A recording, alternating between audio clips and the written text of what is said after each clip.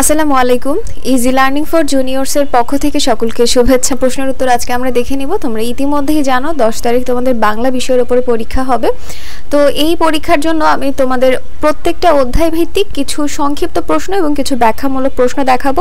তো এখন তোমাদের প্রশ্ন থাকতে পারে যে আপু আমাদের প্রশ্ন তো এরকম আসে না, আমরা কেন এগুলো পড়বো? তোমাদের প্রশ্ন এরকম না আসলেও তোমাদের প্রশ্নের যে মূল বিষয়টা তা কিন্তু এখান থেকেই করা হয়। আর তাছাড়া বইয়ের এই সকল বিষয়গুলো তোমাকে অবশ্যই জানতে হবে। টিচাররা মাঝে মধ্যে পরীক্ষায় তোমাদের মৌখিক প্রশ্ন জিজ্ঞেস করতে পারে বা কিছু সংক্ষিপ্ত প্রশ্ন লিখতে দিতে পারে। তোমাদের মানবন্টনও দেখতে পাবে যে তোমাদের সংক্ষিপ্ত প্রশ্ন রয়েছে বা সংক্ষিপ্ত প্রশ্নে একটা মার্ক রয়েছে। তো যে কোনো মুহূর্তেই কিন্তু টিচার তোমাদের সংক্ষিপ্ত প্রশ্ন লিখতে দিতে পারে। তো এই রিস্ক নেওয়া যাবে না যে আমরা এগুলো পড়বো না, অবশ্যই তোমাদেরকে পড়তে হবে এবং জানতে হবে। প্রত্যেকটি যে প্রশ্ন দেয়া আমি দিয়েছি এখানে, প্রত্যেকটি প্রশ্ন খুব ভালো করে পড়বে। আর এগুলো এত কঠিন কিছু না, কিন্তু তোমরা যদি একবার একটু মনোযোগ দিয়ে শোনো আশা করছি তোমরা বুঝতে পারবে, ঠিক আছে? তাই পুরো ভিডিওটি খুব মনোযোগ দিয়ে দেখবে এবং প্রত্যেকটি প্রশ্নের উত্তর একদম মাথার মধ্যে গেঁথে নিবে। তাহলে চলো আমরা শুরু করি। আমাদের সংক্ষিপ্ত প্রশ্ন প্রথমে রয়েছে, সর্বনাম শব্দ কত প্রকার ও কি কি? সর্বনাম শব্দ 3 প্রকার, যেমন এক সাধারণ সর্বনাম, মানি সর্বনাম ও ঘনিষ্ঠ সর্বনাম। এরপর রয়েছে সাধারণ সর্বনাম কি কি? সাধারণ সর্বনাম হলো তুমি, তোমার, তোমরা, তোমাদের, সে, তারা ইত্যাদি। মর্যাদা অনুযায়ী কোন কোন শব্দের পরিবর্তন করতে হয়? মর্যাদা অনুযায়ী সর্বনাম ও ক্রিয়া শব্দের পরিবর্তন করতে হয়। সোমা আপা কি জমা দিতে বললেন? এর উত্তর সোমা আপা যারা খেলবে তাদের নাম জমা দিতে বললেন। এটা আপা হবে, ঠিক আছে? একটু বানান ভুল রয়েছে। এরপরে রয়েছে শেফালি লজ্জা পেল কেন? এর উত্তর শেফালি চা বানানোর পরিবর্তে ডিম ভাজি করার ফলে মামি হাসতে লাগলে শেফালি লজ্জা পেল। পরে রয়েছে তুমি সম্বোধন করে বলা যায় কাদের? তুমি সম্বোধন করে বলা যায় ভাই বোন, মা বাবা, বন্ধু ও ঘনিষ্ঠজনদের। আপনি সম্বোধন করে বলা যায় কাদের? আপনি সম্বোধন করে বলা যায় শিক্ষক, বয়সে বড়, আত্মীয় স্বজন, অপরিচিত লোক কিংবা বিখ্যাত ব্যক্তিদের। তুমি করে বলা যায় কাদের? তুমি করে বলা যায় অতি ঘনিষ্ঠজনদের কিংবা কাউকে তুচ্ছ তাচ্ছিল্য করে কথা বলার সময়। আমাদের এখানে টাইপিং এ একটু মিস্টেক আছে, আমি এর জন্য দুঃখিত, তোমরা একটু এগুলো ঠিক করে নিও। হ্যাঁ, আচ্ছা। এরপরে পরের প্রশ্ন, তুই কাজটি করছিস। এখানে তুই কোন ধরনের সর্বনাম? এখানে তুই হচ্ছে ঘনিষ্ঠ সর্বনাম। পরবর্তী প্রশ্ন, কিভাবে আমাদের যোগাযোগ বা ভাব বিনিময় হতে পারে? এর উত্তর হচ্ছে আমরা অন্যের সঙ্গে কথা বলে, চিঠি বা পত্র লিখে কিংবা ইশারা বা আকার ইঙ্গিতের মাধ্যমে অথবা বিভিন্ন ছবি বা সংকেতের মাধ্যমে যোগাযোগ বা ভাব বিনিময় করতে পারি। পরবর্তী প্রশ্ন, ভাষিক যোগাযোগের মধ্যে মুখ ও কানের ভূমিকা কোনগুলো? এর উত্তর হচ্ছে ভাষিক যোগাযোগের মধ্যে মুখ ও কানের ভূমিকা হলো বলা ও শোনা। এরপরে রয়েছে যন্ত্র থেকে তৈরি শব্দ আমরা কি দিয়ে শুনে থাকি? এর উত্তর যন্ত্র থেকে তৈরি শব্দ আমরা কান দিয়ে শুনে থাকি। প্রশ্ন 13, কোন কাজে হাত ও চোখ প্রধান ভূমিকা রাখে? এর উত্তর হচ্ছে লেখা ও পড়ার কাজে হাত ও চোখ প্রধান ভূমিকা রাখে। প্রশ্ন 14, কাদের জন্য ইশারা ভাষা রয়েছে? শ্রবণ প্রতিবন্ধী মানুষের জন্য ইশারা ভাষা রয়েছে। এটা ভাষা হবে, ঠিক আছে? পরের প্রশ্ন, যোগাযোগের ক্ষেত্রে কথা বলা ও লেখার পাশাপাশি আর কি কৌশল কাজে লাগানো যায়? যোগাযোগের ক্ষেত্রে কথা বলা ও লেখার পাশাপাশি কিছু অভাষিক কৌশল কাজে লাগানো যায়।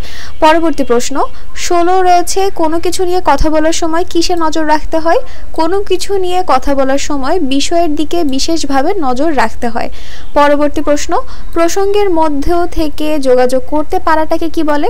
প্রসঙ্গের মধ্যে থেকে যোগাযোগ করতে পারাটাকে দরকারি যোগ্যতা বলে। সর্বশেষ সংক্ষিপ্ত প্রশ্ন, দুজন বা কয়েকজন মিলে আলাপের সময় বক্তা বা শ্রোতাকে কি করতে হয়?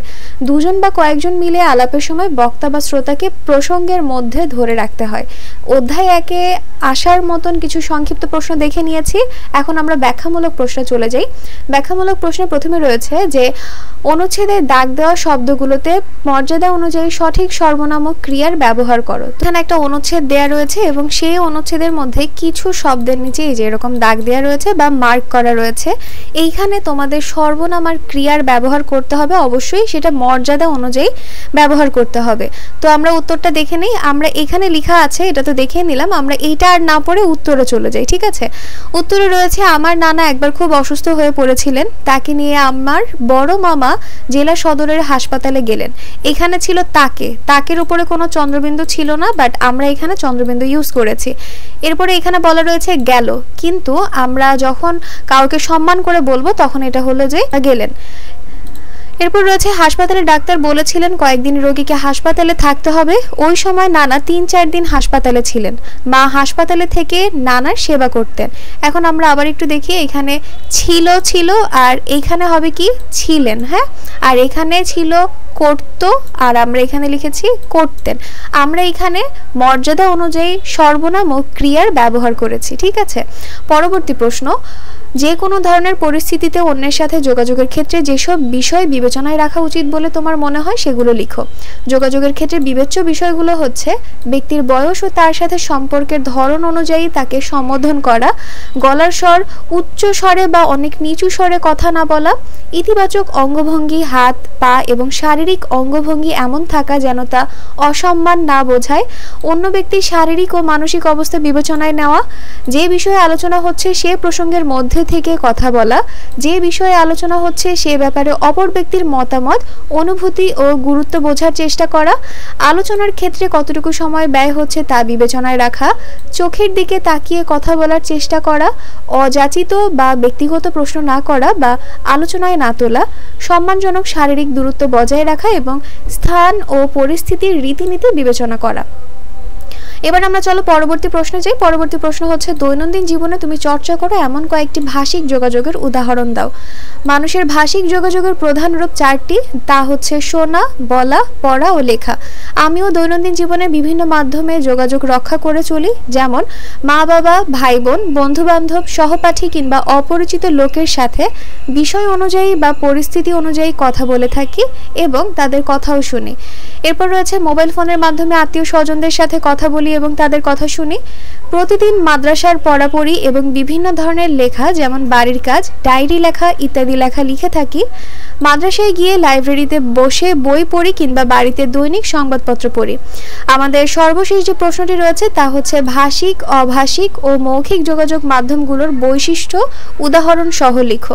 এর উত্তর, মানুষ নানা প্রয়োজনে একে অন্যের সাথে যোগাযোগ করে। যোগাযোগ মূলত দুই ভাবে হয়, অর্থাৎ ভাষিক যোগাযোগ ও অভাষিক যোগাযোগ।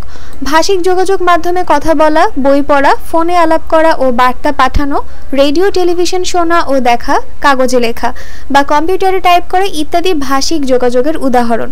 অভাষিক যোগাযোগ মাধ্যম যোগাযোগের ক্ষেত্রে কথা বলা ও লেখার পাশাপাশি কিছু অভাষিক কৌশলও কাজে লাগানো হয়। তখন মুখভঙ্গি ও শারীরিক অঙ্গভঙ্গি, হাত ও চোখের ইশারা, হাতের স্পর্শ, ছবি ও সংকেত ইত্যাদি ব্যবহার হয়। এরপরে রয়েছে মৌখিক যোগাযোগ মাধ্যম। তো মুখ দ্বারা উচ্চারিত অর্থবহ বিভিন্ন ধ্বনি, শব্দ ও বাক্যের মাধ্যমে মানুষ যে যোগাযোগ করে তাকে মৌখিক যোগাযোগ বলে। যেমন মৌখিক যোগাযোগে মুখ দ্বারা উচ্চারিত ধ্বনির সাহায্যে যোগাযোগ করা হয়। উচ্চারিত ধ্বনিগুলো অর্থবোধক হতে হয়। কোনো কিছু পড়ে মনের ভাব প্রকাশ করা যায়। কথা বলে মৌখিক যোগাযোগ করা সম্ভব এবং শব্দ করাও একটি মৌখিক যোগাযোগ। তো এখানে আমরা ভাষিক, অভাষিক এবং মৌখিক যোগাযোগের কিছু মাধ্যম দেখে নিলাম এবং উদাহরণও দেখে নিলাম। তো এই হচ্ছে তোমাদের অধ্যায় 1-এর কিছু সংক্ষিপ্ত প্রশ্ন এবং ব্যাখ্যামূলক প্রশ্ন। আমি পরবর্তীতে বাকি যে অধ্যায়গুলো রয়েছে তার প্রশ্ন এবং উত্তরগুলো খুব শীঘ্রই দেওয়ার চেষ্টা করব এবং এই সকল অধ্যায় থেকে আমি কিছু অ্যাসাইনমেন্ট করতে দিব তোমাদের, যেগুলো কিনা পরীক্ষায় আসার সম্ভাবনা রয়েছে। তোমরা অবশ্যই আমার সঙ্গেই থাকবে এবং কোনো প্রকার কোনো সমস্যা হয়ে থাকলে অবশ্যই আমাকে কমেন্ট সেকশনে জানাবে। তো আজকের ভিডিওটি এই পর্যন্তই। ভিডিও যদি তোমাদের কাছে ভালো লেগে থাকে তাহলে অবশ্যই সাবস্ক্রাইব করে দিবে এবং পাশে থাকা বেল আইকন বাটনটি প্রেস করে দিবে। তো আজকে এই পর্যন্তই। আল্লাহ হাফেজ।